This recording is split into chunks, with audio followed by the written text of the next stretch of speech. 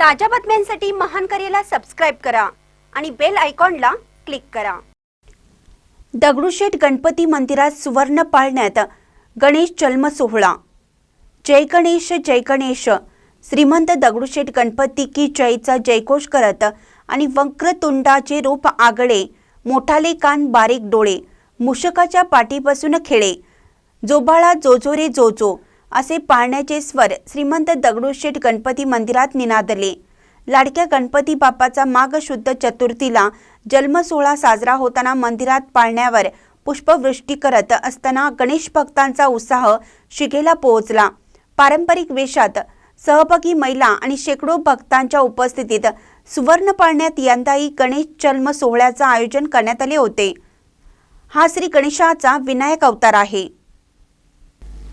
श्रीमंत दगडूशेठ हलवाई सार्वजनिक गणपती ट्रस्ट सुवर्णयुग तरुण मंडळातर्फे श्री गणेश जन्म सोहळा मंदिरात थाटात पार पडला।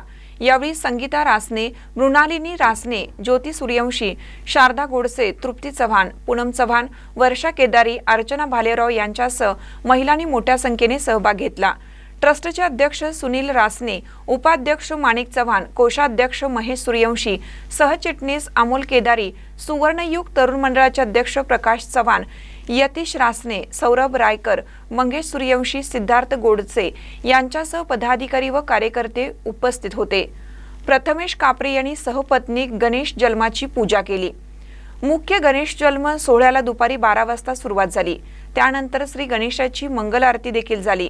सायंकाळी नगर प्रदक्षिणा मिरवणूक दगडूशेठ गणपती मंदिरापासून थाटात निघाली। यामध्ये गणेश भक्तांनी मोठ्या संख्येने सहभाग घेतला।